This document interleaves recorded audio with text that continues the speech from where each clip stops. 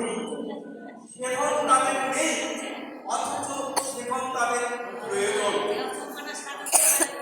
এমন মহান বাণী যিনি তোমাদের দিয়েছেন, তাদের ধারে নিয়ে চলতে ছোট্ট খাট্ট সমস্যা যদিও হয়, সেগুলো হাসি দিয়েই শুরু হয়। আমি আবার বলছি যে মনে রেখো, তোমরা পরম পিতার দূত।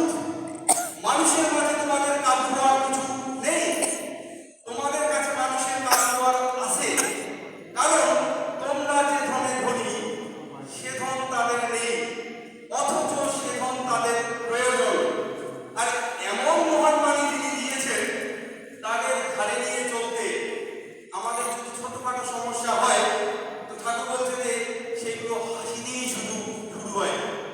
মানে ওই সমস্যা নাথিং, কিছুই না। মানে পরম দয়ালের ধারে নিয়ে চলতে গেলে যদি ছোটখাটো সমস্যাও আসে থাকে, ওগুলো হাসির বিষয় নেই, মানে ওগুলো কোনো ব্যাপার না, ওগুলো এমনিতেই চলে যাবে। তো কাদের জন্য সেটা? যাদের মনে ভক্তি আছে তাদের জন্য সেটা সম্ভব। তাদের সমস্যা সমস্যা বলা হবে না, এটা বিশ্বাসের বিষয়। বিশ্বাস যদি থাকে তো ঠাকুর বলছে যে কানাকড়িরও মূল্য আছে, আর যদি বিশ্বাস না থাকে লাখ টাকার মূল্য নাই। এমনই একটা ঘটনা। দেওঘরে ঠাকুর যখন পাল্লারে বসে আছেন, তো ভক্ত স্বজনরাও বসে আছেন এরকম করে ঠাকুরের সামনে, বিভিন্ন বিষয় নিয়ে আলোচনা হচ্ছিল। আলোচনার এক পর্যায়ে ঠাকুর বললেন যে তোরা পাকিস্তানে গিয়ে পাকিস্তান থেকে আমাকে 20,000 টাকা নিয়ে এনে দিতে পারবি। বড় বড় ভক্ত আছে, অনন্ত মহারাজ, কিশোরী মোহন, কেষ্টদা, প্রফুল্ল দাদা, এরকম নাম না জানা অনেক ভক্ত স্বজন সামনে বসে আছেন, কিন্তু কেউ সাহস দেখাচ্ছেন না যে পাকিস্তানে গিয়ে 20,000 টাকা নিয়ে আসতে হবে। কারও সাহস নাই। গল্প কি ঠাকুরের গল্প তো খারাপ লাগছে?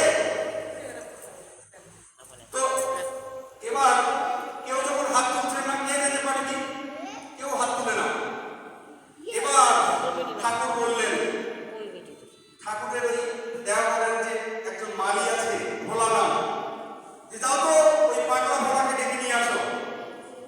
তো এক ভক্ত গিয়ে ডেকে নিয়ে আসলেন, এসে পাগলা ভোলাকে বলতেছে, ঠাকুর এই ভোলা তুই পাকিস্তানে যাইতে পারবি, কি 20,000 টাকা নিয়ে আসতে হবে।